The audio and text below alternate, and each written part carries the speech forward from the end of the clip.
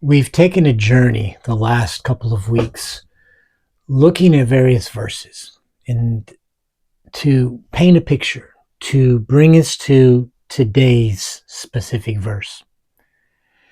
We started with John 16, verse 32 and 33.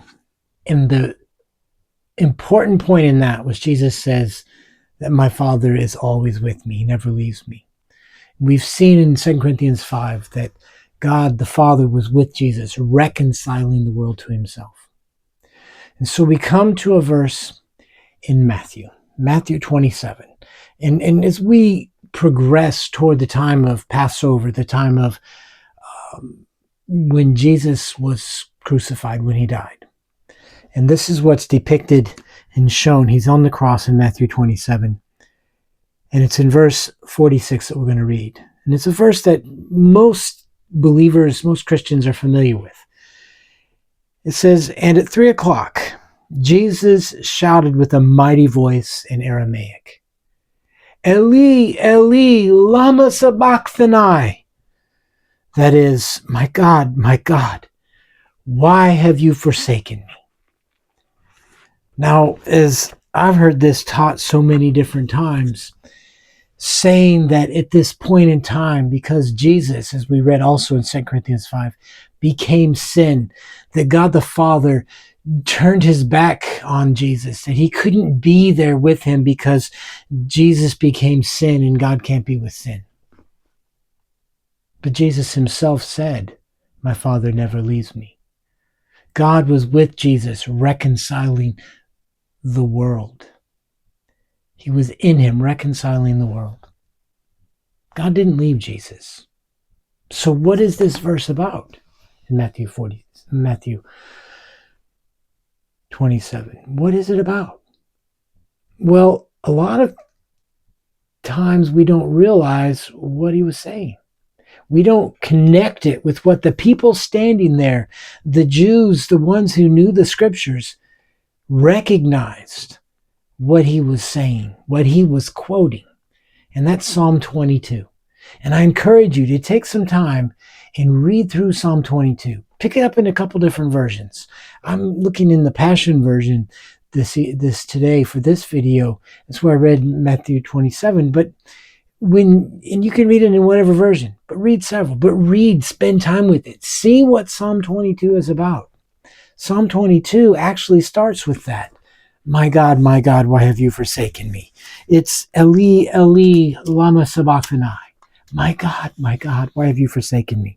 And as you read through Psalm 22, you'll see it's a messianic psalm. It's talking about Jesus. A powerful verse in that is in Psalm 22, is verse 24. It says, "For he has not despised," it's talking about God, "he has not despised my cries of deep despair. He's my first responder to my sufferings, and he didn't look the other way when I was in pain." God did not abandon his son Jesus. They are so one, in such union together, it's impossible for him to have left him. God wants to dwell in you and in me. He does. That's what reconciled means.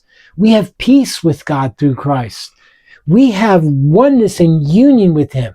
And everything revolves around our recognizing all these verses we've been going through, which says what Jesus was doing, how he came into humanity to rescue us. God was with him through the whole time, through the whole thing, because this is the reason that he came, was to restore us back to relationship. He came to save that which was lost, not who.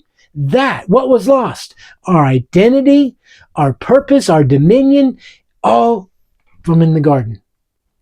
What Adam and Eve had, he came to restore, to save us from, to deliver us from. In fact, the end of Psalm 22 is an interesting forward statement from the Passion. And you could find that looking in the other versions. It won't say the exact same words, but it's the same meaning. And in here it says, "It is finished." Jesus was pointing the people to Psalm 22. Why was he saying, my God, why have you forsaken me? Let me give you an idea. Let me give you a reason why. to quote and point to this psalm.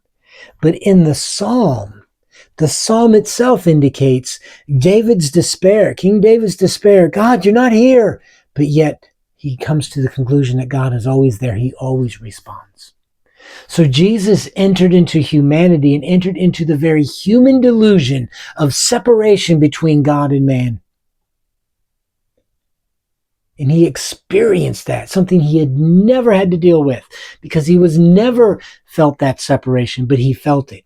And the thing to remember is, though your feelings are real, they are not always true. In this case, Jesus felt what we have all felt and that we struggle with. And one of the things in this channel is that you are worthy of the Lord. He counts you as worthy. He came to rescue you. Grab a hold of that. He doesn't leave you. He doesn't reject you. He is saving you and delivering you from that which is killing you, that which has been our enemy. When Adam and Eve ate of the fruit in the garden and they were ashamed and they hid from God, notice what God did. He showed up at the time of their walk and said, Adam, where are you? God did not hide himself from Adam and Eve. Adam and Eve hid themselves from God. This is so powerful that we'll probably return to this for Wednesday's video. God did not hide himself from us. He came into humanity to rescue us from that which was killing us.